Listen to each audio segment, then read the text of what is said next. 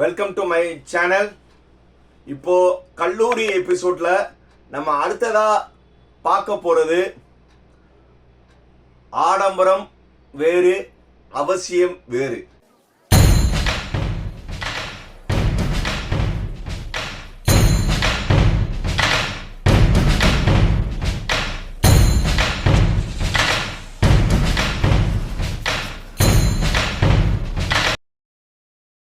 என்னது ஆடம்பரம் வேறு, அவசியம் வேறு. அதாவது இப்போ எல்லா ஸ்டூடெண்ட்ஸ் இப்ப காலேஜை நோக்கி போறதுக்கான கனவோட இருந்துட்டு இருக்காங்க. எல்லா ஆர்ட்ஸ் காலேஜோ, மெடிக்கல் காலேஜோ, இன்ஜினியரிங் காலேஜோ, எல்லா பேரண்ட்ஸ் என்ன நினைச்சிட்டு இருக்காங்க, நம்மளுடைய குழந்தை காலேஜ் போகுது, மேபி அது கவுன்சிலிங்காக வெயிட் பண்ணிட்டு இருக்கலாம், இல்லை ஒரு சிலவங்க காலேஜ் சேர்ந்துருக்கலாம். இப்போ இதுவரை உங்க பையனோ பொண்ணோ ஸ்கூலிங் லைஃப் தான் வாழ்ந்தாங்க.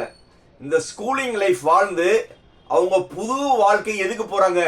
கல்லூரி சாலை. நம்ம டைட்டில் கேட்ட மாதிரி அவங்க கனவோட எதுக்கு போறாங்க? கல்லூரியை நோக்கி அடியெடுத்து வைக்கிறாங்க. இது ஒரு உண்மையிலே ஒரு மெமரபிள் காலம். ஒவ்வொருத்தவங்களும் அவங்களுடைய காலேஜ் லைஃப்பை நினைச்சு பார்த்தா அவ்வளோ சந்தோஷங்கள் இருக்கும். இப்போ இந்த மாணவர்கள் முதல் முறையாக கல்லூரிக்கு கனவோட சேர போறாங்க. ஒவ்வொரு மாணவர் மாணவிகளுக்கும் ஒவ்வொரு கனவுகள் இருக்கும். நம்ம இந்த காலேஜில் சேர போறோம், நம்ம என் ஃப்ரெண்ட்ஸ் இப்படி இருப்பாங்க, நான் அப்படி இருப்பேன்னு சொல்லி எல்லா கனவோடு இருப்பாங்க. ஆனா கஷ்டத்தோட உங்க அம்மா அப்பா என்ன செய்யறாங்க? காலேஜில் சேர்க்கிறாங்க. இருந்தாலும் அவ்வளோ கஷ்டத்திலையும் உங்க அம்மா அப்பா சேர்த்து விடுறாங்களே. இப்போ நான் இந்த மாணவ மாணவிகள் சார்பாக பேரண்ட்ஸ்க்கு ஒரு ரிக்வெஸ்ட் வைக்கிறேன். இத்தனை நாள் உங்க பையனோ பொண்ணோ ஒரு ஸ்கூல் லைஃப்ல வாழ்ந்தாங்க. ஸ்கூல் லைஃப்னா என்னது? நார்மலா யூனிஃபார்ம், அவங்களுடைய வாரத்தோட நாளுமே என்ன செஞ்சிருப்பாங்க? யூனிஃபார்ம் போட்டு தான் போயிருப்பாங்க. என்னைக்காவது ஒரு நாள் தீபாவளி, பொங்கல், ரம்ஜான், கிறிஸ்மஸ்க்கு மறுநாள் கலர் ட்ரெஸ்ல போயிருந்திருப்பாங்க. இல்ல அவங்களுடைய பர்த்டே அன்னைக்கு கலர் ட்ரெஸ்ல போயிருப்பாங்க. இது மட்டும்தான் அவங்க என்ன செஞ்சிருப்பாங்க? கலர் ட்ரெஸ்ல இருந்திருப்பாங்க. இப்போ அவங்க கனவோட என்ன செய்யறாங்க? காலேஜ் லைஃப்க்கு வராங்க. டியர் பேரண்ட்ஸ், உங்களுடைய பொருளாதார நிலைமை எனக்கு தெரியாது. ஒரு ரொம்ப ரொம்ப சாதாரண பொருளாதாரத்தில் இருக்கிற மாணவ மாணவிகள் பெற்றோருக்கு என்னுடைய கோரிக்கை, ஒரு 5000 ரூபாய், ஒரு 5000 ரூபாய்க்கு உங்க பையனுக்கோ ஒரு பொண்ணுக்கோ ஒரு மினிமம் பட்ஜெட்ல நல்ல பேண்ட் ஷர்ட் வாங்கி கொடுங்க. ஏன்னா காலேஜ் லைஃப்ல அவன் போகும்போது அப்படி போய் அவன் அப்படி பார்க்கிற பார்வையே அவனுக்கு சந்தோஷமா இருக்கும். ஏன்னா அங்கே ஏற்றத்தாழ்வுகள் இருக்கும். ஏன்னா ஒரு சிலவங்க 5000 ரூபாய் ட்ரெஸ் போட்டு வருவாங்க, 10,000 ரூபாய்க்கு ஷூ போட்டு வருவாங்க, அப்படி வருவாங்க. நான் அந்த மாதிரிலாம் நம்ம பையனை பொண்ணை அனுப்ப சொல்லலை. ஒரு நீட்டான ட்ரெஸ். பட் நான் ரொம்ப பொருளாதாரத்தை பின்தங்கிய இந்த மாதிரி இருக்கிற பேரண்ட்ஸ், ஒரு வில்லேஜ் டிராப்ல இருந்து வர்றவங்களுக்கு அந்த பையன் பொண்ணு காலேஜ் அவ்வளோ ஆசையா போகும்போது அவங்க எந்த இடத்துலையும் கில்ட்டியா ஃபீல் பண்ணிடக்கூடாது. ஏன்னா நம்ம ட்ரெஸ் இப்படி இருக்கு, அவங்க அப்படி போட்டிருக்காங்களே, கண்டிப்பா அவங்களோட கம்பேரிஷன் பண்ணக்கூடாது. இருந்தாலும் நம்ம பையன் பொண்ணு கொஞ்சம் நல்லா இருக்கணும். அதனால காலேஜ் ஆரம்பிக்கிறதுக்கு முன்னாடி ஒரு 5000 ரூபாய், ஒரு 4 set chudidar, 5 set pant shirt, இல்ல ஒரு 5000 ரூபாய்க்கு ஒரு சுடிதார் செட்டு ஒரு அதிகபட்சம் 400 ரூபாய் 500 ரூபாய்க்கு நல்லதாவே எடுத்துடலாம்.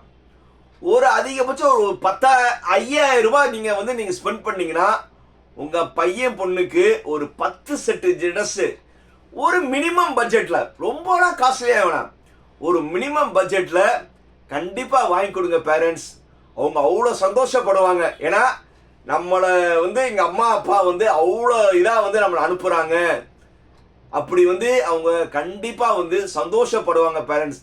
இந்த ஒரு இதை மட்டும் நீங்க உங்க பையனுக்கோ உங்க பொண்ணுக்கோ நான் பேசுறது பொருளாதாரத்தில் பின்தங்கிய கொஞ்சமாவது அவங்களுக்காக பண்ணுங்க. ஏன்னா எந்த இடத்துலையும் உங்க பையன் பொண்ணு வந்து அந்த இன்ஃபீரியாரிட்டி காம்ப்ளெக்ஸ் வந்துடக்கூடாது. ஏன்னா இன்ஃபீரியாரிட்டி காம்ப்ளெக்ஸ் வந்துட்டாங்கன்னா அவங்க வந்து எப்பவுமே வந்து ஒரு கில்ட்டியா ஃபீல் பண்ணுவாங்க. அந்த நிலைமை கண்டிப்பா வந்து நம்ம குழந்தைகள் வரக்கூடாது. இது வந்து படிப்புக்கு நீங்க அவ்வளவு செலவு பண்றீங்க, இல்லைன்னு சொல்லல. லட்சமா கடன் வாங்கியாவது வந்து வந்து நம்ம பையனை பொண்ணை நீங்க வந்து ஃபீஸ்க்கு கண்டிப்பா நீங்க அவ்வளவு செலவு பண்றீங்க. நான் ஆடம்பரமா சொல்லல, இது ஒரு அத்தியாவசியம். புரியுதா? அதே மாதிரி காலேஜ்க்காக வந்து அவங்களுடைய ஒரு எக்ஸ்பெக்டேஷன்ஸோட இருப்பாங்க. ஒரு பேக், ஒரு நல்ல ஒரு ஸ்டைலிஷான ஒரு பேக். ஏன்னா இது ஒரு சின்னது. ஏன்னா இதெல்லாம் வந்து குழந்தைகள் வந்து உங்கள்கிட்ட கேட்க மாட்டாங்க. எங்கள் அப்பா அம்மா கஷ்டத்தில் இருக்காங்க, இதை வந்து அவங்கள வந்து நம்ம சிரமப்படுத்தக்கூடாது. கண்டிப்பாக வந்து பொருளாதார பின்தங்கிய மாணவர்கள் அவங்க பேரண்ட்ஸை வந்து கண்டிப்பாக கேட்க மாட்டாங்க. அவங்க சார்பாக நான் கேட்டுக்கிறேன். ஏன்னா நான் சொன்ன மாதிரி அந்த 5000 ரூபாய் பட்ஜெட்டில் நல்ல ட்ரெஸ் எடுத்து கொடுங்க, ஒரு நல்ல ஒரு பேக்,